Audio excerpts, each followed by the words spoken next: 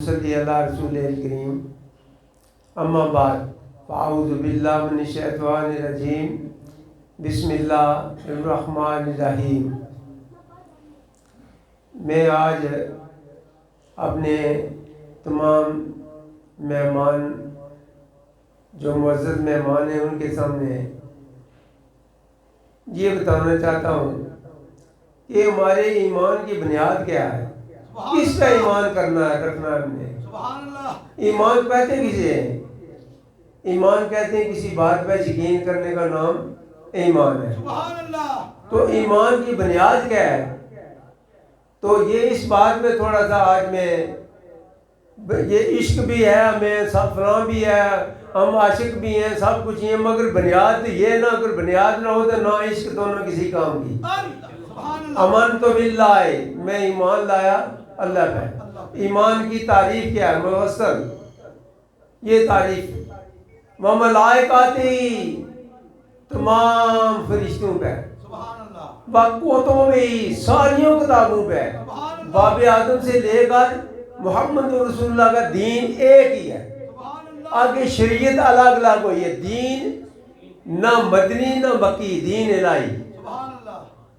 شریعت ہر نبی کا اپنا قانون ضابطہ، اسے شریعت کہتے ہیں۔ کس پہ چل کر میں رضا الہی حاصل کرنی ہے۔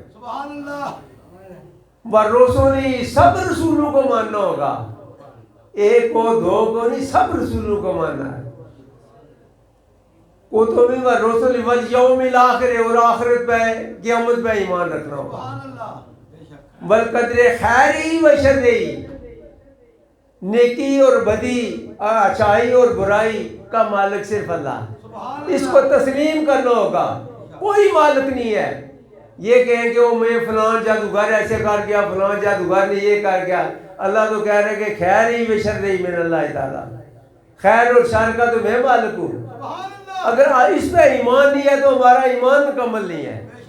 ہمیں خیر اور شر کا مالک صرف اللہ کو ماننا ہوگا، یہ ایمان کا ہمارا مفصل ہے۔ خیری و شری من اللہ تعالیٰ، والبعث بعد الموت۔ والبعث کسے کہتے ہیں بھائی؟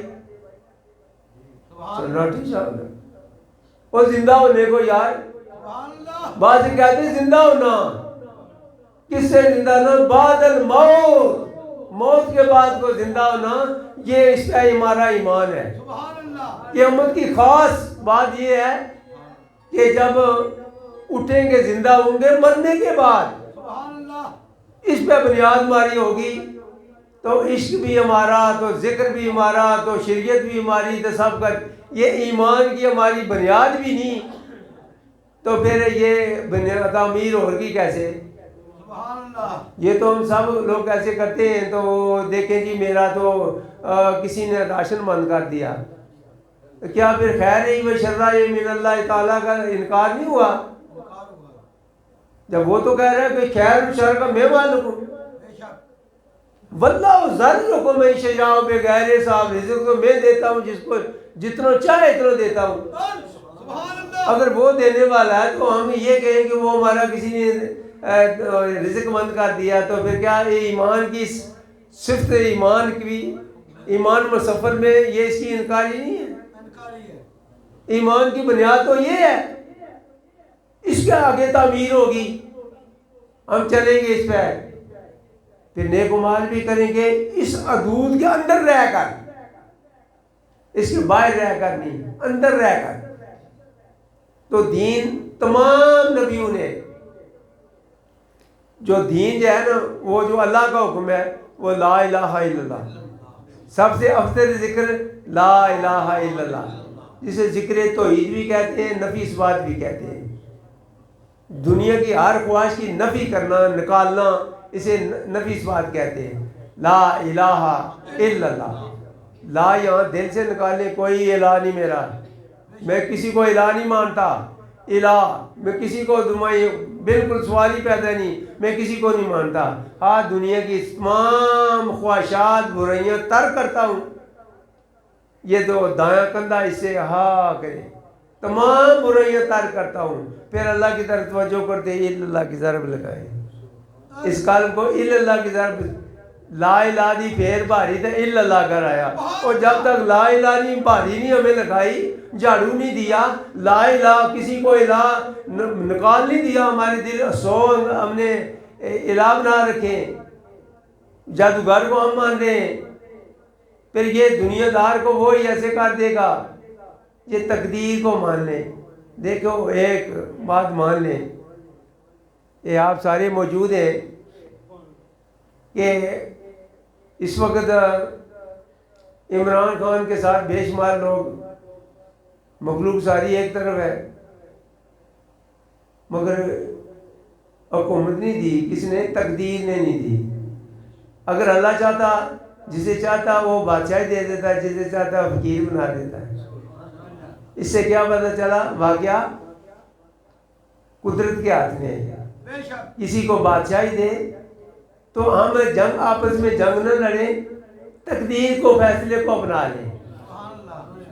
میں تقدیر کے معاملات میں یہ چاہیں کہ خواجہ خضر اور حضرت موسیٰ علیہ السلام دونوں کا سفر 16واں پارہ سورۃ کہف میں موجود ہے کہ خضر علیہ السلام نے ایک بچہ چھوٹا سا وہ مار ڈالا، کوئی کیس نہیں چلا، کوئی مقدمہ دائر نہیں ہوا.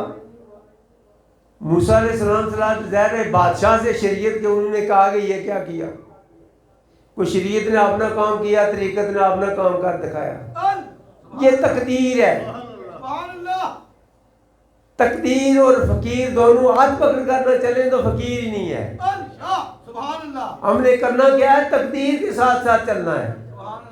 ساری باتوں میں یہ بھی نہیں ٹھیک، یہ بھی نہیں ٹھیک، مگر تقدیر والے کو پہچانا نہیں ہے، یہ تو اس کا فیصلہ ہے. اگر وہ چاہتا تو ایسے نہ ہونے دیتا. اگر وہ چاہتا تو ایسے کیسے ہو سکتا تھا؟ تو کچھ معاملات تقدیر کے ایسے ہیں. میں عرض کرتا چلوں کہ حضرت سلیمان علیہ السلام کے ابو حضرت داؤد علیہ السلام، اگر پوچھا جائے کہ حضرت داؤد علیہ السلام ابو نے کہنا میرے خیال ساری زمین پہ دیکھنا، ان کا نام عیسیٰ. حضرت داؤد علیہ السلام کا نام عیسیٰ.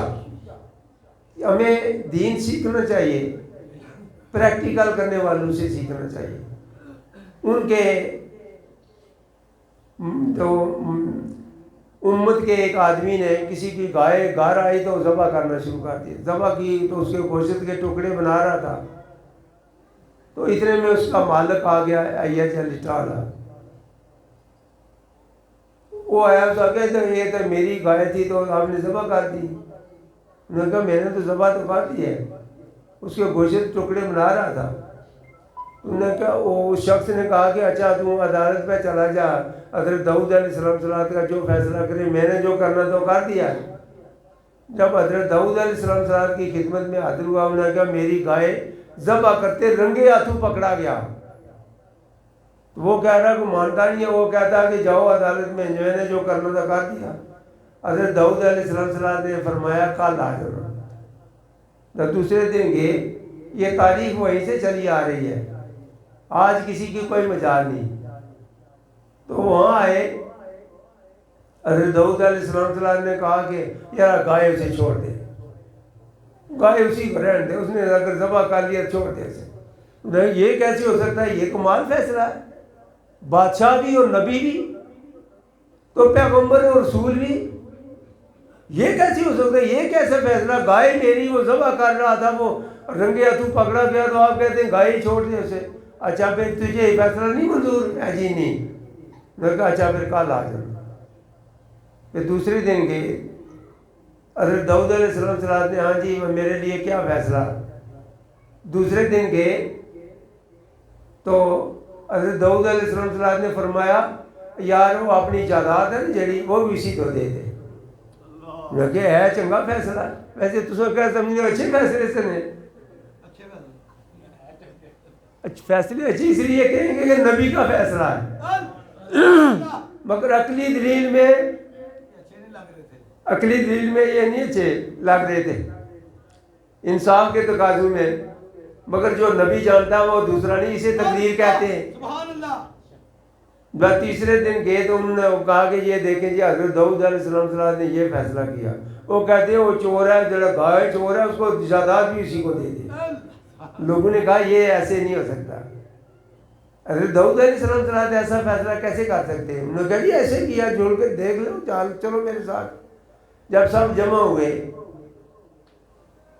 تو اچھا جی یہ حضور یہ آپ نے فیصلہ کیا، یہ کہہ رہا ہے کہ یہ فیصلہ کیا، ہاں جی میں نے نہیں کیا۔ انہوں نے کہا یہ کیسا انصاف، یہ کیا ہوا؟ انہوں نے کہا سب میرے نال چلو، ساتھ میرے چلو۔ سب ساتھ گئے، ایک ندی کے کنارے پہ گئے، ایک سر سبز اور شاداب ایک درخت تھا، اس کے ٹہنیاں اس پانی کے ساتھ لگتی تو اس کو لے کھاتی، بڑی خوبصورت سی جگہ تھی۔ حضرت داؤد علیہ السلام نے فرمایا یہاں سے کھودو۔ جب کھودا تب وہاں سے ایک لاش نکلی، اس لاش کی سینے پہ ایک جو خنجر تھا وہ اسی گائے والے کا مالک جو مرتا تھا اسی کا نام لکھا تھا۔ یہ اس کے حقیقت شناسی تقدیر کے ساتھ ہے۔ شریعت کے دروازے میں داخل ہوں تک تقدیر تک پہنچے، ویسے پہنچ نہیں سکیں گے، دروازے سے نہ گزریں گے۔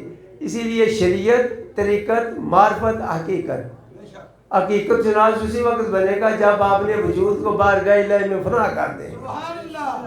بک جاؤ یار، بک جاؤ، مر جاؤ یار، یار دے بھوئے، پھر پتہ چلے کہ اصل حقیقت کیا چیز ہے، اصل کیا حقیقت ہے۔ جب وہاں بولا انہوں نے کہا میں تو بچانا چاہتا تھا تو گائے چھوڑ دے، پھر یہ میں کہنا چاہتا تھا کہ تو جائیداد ہی دے دے تو قیامت بھی تمہاری نجات ہو جائے، پھر بھی تو نہیں مانا۔ آج بات ظاہر ہو گئی ہے تو قصاص دینا پڑے گا، جان بھی دینی پڑے گی، یہ تقدیر کا معاملہ۔ اس لیے نبی ولی یہ تقدیر کے ساتھ ساتھ چلتے ہیں۔ باخدا ایمان کی پوری قوت سے کہتا ہوں، شاید اتنے لوگ پاکستان کے یہ کہہ رہے ہیں کہ عمران خان آوے ہی آوے، آوے ہی آوے، زندہ باد، ہم بڑا خوبصورت، کوئی ایک ہی آدمی جو تقدیر کو ماننے والا وہ نہیں مان رہا تو بادشاہی نہیں مل رہی، بادشاہی نہیں مل رہی۔ دینے والا اس کو دے گا۔ اولئک هم الوارثون، جن کو اس نے وارث بنا دیا، وارثون الفردوس هم فیہا خالدون، وہ اسی میں داخل رہیں گے۔ وہ مومن کی پہچان، یہ ایمان مصفل اسی پہ رکھنا ہوگا جو صفت ایمان اسے کہتے ہیں۔ اس سے باہر ہو کر اگر کوئی عمل کر بھی رہا ہے تو بے سود ہے، اس کا کوئی فائدہ ہے۔ ہم یہ بھی ماننے کہ اللہ کل شیء قدیر مان رہے ہو، 100 بار پڑھے ہو، پھر اللہ کل شیء قدیر ہے تو پھر یہ کیوں کہہ رہے یار مجھے فلاں نے نقصان پہنچا دیا ہے، فلاں جادوگر نے میرا رزق بند کر دیا ہے، جب اللہ کہہ رہا ہے میں رازق ہوں۔ جو اللہ رازق ہو، دینے والا اللہ ہو، تو پھر جادوگر کو ترجیح دینے اس نے چھین لیا، یار کوئی افسوس کی بات ہے۔ وہ جادوگر کی حیثیت دی تو کائنات کا بادشاہ اسی حیثیت نہیں ہے کہ وہ کیسے ہونے دیتا ہے، وہ جو چاہے سو کر لے، مگر اللہ کی رضا نہ ہو تو کچھ نہیں ہوگا۔ دوسرا یہ ہے اگر کسی کو بادشاہی کی مصیبت گلے میں پڑ گئی، بادشاہی آپ کو یہ کیا پاگل ہے بابا ہے، بادشاہی ملی ہے تو کیا جو اس مصیبت میں پڑ گیا ہو، اور یقینی بات ہے وہ مصیبت میں پڑ گیا۔ اس بادشاہی کبھی اس طرف سے کو حملہ ہوگا، کبھی اس طرف سے حملہ ہوگا، ہمیں کوئی پرواہ نہیں، جس طرف سے مرضی حملہ ہو ہمیں کوئی پرواہ نہیں، ہمیں کیا فکر ہے۔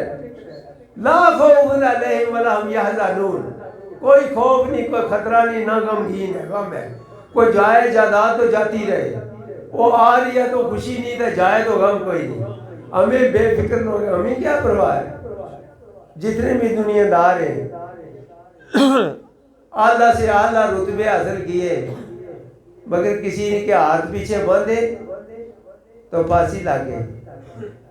بابا پیر شاہ غازی کو کسی نے پھانسی لگایا، وہ میاں محمد بخش پہ نہیں کہ اس طرح نہ آپ نے فرمایا نہ گھر چاڑے نہ سکھ اٹھے نہ کوئی کھٹی کھٹی، جو آیا سو منہ پایا، تنی رکابی چٹی، پیچھے چھوڑ کر کچھ نہ چلیا، میں ہے تکے۔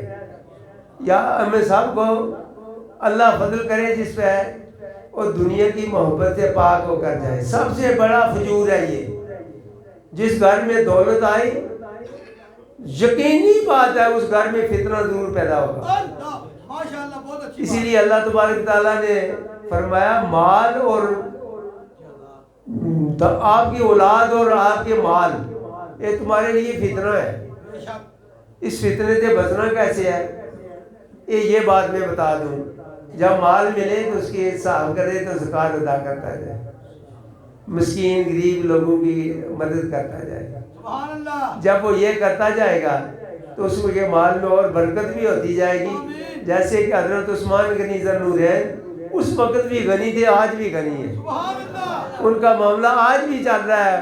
وہی جو ان کی پراپرٹی تھی، نیچے میں حضرت بلال رضی اللہ تعالیٰ کی مسجد بھی جا کر دیکھی ہے، نیچے مارکیٹ ہے، اسی کی آمدن سے اوپر خرچہ چل رہا ہے، وہ خیرات آج بھی جاری ہے، غریب مسکین عاجز لوگوں کے لیے آج بھی وہ دروازہ کھلا ہے۔ تو ایسے ہی وہ لوگ جو تھے صرف اللہ کی رضا کے لیے سب کچھ لٹا دیا۔ میں ایمان کی پوری قوت سے کہہ رہا ہوں، اگر دنیا میں مالک بن کر نہ دیں گے یہ میری چیز، یہ میری، سب سے بڑا جھوٹ ہے کہ یہ میری چیز ہے۔ تمہارا سانس اور قلب تمہارا کنٹرول میں نہیں ہے، سانس مالک کس بات کا ہے؟ آکڑنا کہہ جائے وہ کس بات پہ آکڑا کر رہا ہے؟ تمہارا نہ سانس تمہاری کنٹرول میں ہے، نہ قلب تمہاری کنٹرول میں ہے۔ تو بات کس چیز کا مالک ہے؟ یہ نکل جائے، سانس بھی کھڑا ہو جائے، قلب بھی رک جائے، تو پھر کس کا مالک ہے؟ کیا زمین اسے کیا کر لے گی؟ وہ جائیداد اسے کیا کر لے گی؟ سب سے خوش نصیب وہ ہے اگر مال ملے تو زکوٰۃ بھی دے، اگر بچنا تو مال کے فجور سے بچنا تو زکوٰۃ ادا کرے، فتنے سے بچ جائے گا۔ میرے آقا حضور سے نے فرمایا کہ یہ مال اور جائیداد دونوں اولاد یہ تمہارے لیے فتنہ ہے، اور سخی اور شون کنجوس جسے کہتے ہیں، کنجوس دونوں کا جو سال بعد حساب ہوگا اور دونوں کا خرچہ برابر۔ اب اللہ کے رسول صلی اللہ علیہ وسلم یہ آپ امام تمام نبیوں کے بادشاہ ہیں، تو یہ کیسے ایک کنجوس ہے خرچ ہی نہیں کر رہا، دوسرا اللہ کے راہ میں خرچ کر رہا ہے، تو وہ برابر خرچہ کیسے ہوا؟ تو میرے آقا حضور نے ارشاد فرمایا، کیسی میٹھی میٹھی باتیں، کتنے خوش نصیب تھے وہ لوگ میرے آقا حضور کی محفل میں بیٹھنے والے۔ آپ نے فرمایا جو کنجوس ہے اس پہ کوئی نہ کوئی مصیبت آ پڑے گی، کوئی مقدمات میں خرچ ہو جائیں گے، کوئی بیماریوں میں لگ جائیں گے، کوئی کسی فتنے میں تباہ برباد ہو گئے، کوئی مال مویشی ضائع ہو جائے گا۔ تو جو اللہ کی راہ میں خرچ کرتا ہے اس کے مال میں برکت ہوتی رہتی ہے۔ وہ نہیں خرچ کر رہا، وہ اس کے راہ میں رستے جا رہا، تو جو اللہ کی راہ میں خرچ کر رہا ہے اس کے مال میں اللہ برکت دے دیتا ہے، جو خرچہ دونوں کا جو وہ برابر ہو گیا۔ اسی لیے مالک بن کر نہ رہو میرے دوستوں، میں بہت خوب طریقے سے جانتا ہوں، میری 83 سال عمر ہو گیا ہے اور میں نے دیکھ لیا بے شمار جنگلوں دریاؤں میں سہراؤں میں گھوما پھرا ہوں، میں نے دیکھ لیا اس دنیا کی محبت کرنے والوں کو ذلت اور رسوائی کے علاوہ میں نے کچھ نہیں دیکھا۔ جو اللہ اور اس کے رسول کی محبت میں ڈوب گئے اور زندگی کا آخری سانس بھی ان کی محبت میں گزار دیا، ان کی قبر کے کنارے سے کوئی جوتے لگا کر جائے، لوگ جوتے مارے اس کے سر پہ، یہ اللہ کے دوست کے قبر کے کنارے سے گزرا، جوتے لا کر اس کی قبر کی مٹی کو بھی عزت حاصل ہے جو اس انسان کو حاصل نہیں۔ تو میں نے بے شمار درباروں میں بھی گیا ہوں، کرامت کے پیچھے نہ ظاہر کریں، کرامت میں فلاں میں یہ کرامت تھی، فلاں میں یہ کرامت تھی، سب سے بڑی کرامت پیروی رسول، اللہ کے ذکر و عبادت۔ حضرت بایزید بستامی رحمۃ اللہ کی خدمت میں ایک آدمی حاضر ہوا، تو کہنے لگا 14-15 دن رہا ہو تو کہنے لگا حضور میں جا رہا ہوں، اجازت دو میں گھر جاؤں۔ انہوں نے کہا تو آیا کس لیے تھا؟ آیا اس لیے تھا کہ وہاں کو ہمیں کرامت ملے گی، کوئی پتہ چلے گا۔ تو دیکھا کہ وہاں تو یہاں تو کچھ بھی نہیں ہے، تو مجھے تو کوئی کرامت نظر نہیں آئی۔ تو حضرت باجید بستامی رحمۃ اللہ ارشاد فرماتے ہیں کہ اتنے عرصے میں وہ غیر شرع بات بھی سنی ہے، دیکھی ہے؟ انہوں نے کہا یہ تو کوئی نہیں دیکھی میں نے۔ انہوں نے کہا سب سے بڑی کرامت یہ ہے پیروی رسول میں رہنا، ذکر الہی میں رہنا، صوم صلاۃ کی پابندی کرنا۔ آپ اپنا نام پرہیزگاروں میں، عبادت گزاروں میں لکھے گا، سر نا ہی نہیں ہوگا، پھر اسے کچھ اور بھی دے دیتا ہے، اپنی قدرت کے نظارے کراتا ہے، سیر کراتا ہے۔ الصلاۃ و معراج المومنین، وہ مومن مان کر نماز پڑھو تو معراج کیوں نہ ہو یار؟ پھر خیال دوسرے کا آیا، تو اس بارگاہ الہی میں کھڑے ہو، کائنات کے بادشاہ کے سامنے کھڑے ہو، پھر دوسرے کا خیال آ رہا ہے یار آپ نے خدا کو خدا ہی نہیں مانا، پھر کیسے مانا آپ نے؟ تو یہ میری طرف سے میں جو کو بیان کرنا چاہتا تھا، یہ پیغام دینا چاہتا ہوں کہ اللہ تبارک تعالیٰ نے جو ہماری صفت ایمان ہے کیا ہے، کس پہ ایمان رکھنا ہے، کس پہ یقین کرنا ہے، ان چیزوں پہ یقین کرنا ہے۔ ایک بھی چھوڑیں گے تو ایمان کا عمل نہ ہوگا۔ آخر دعوانا الحمدللہ۔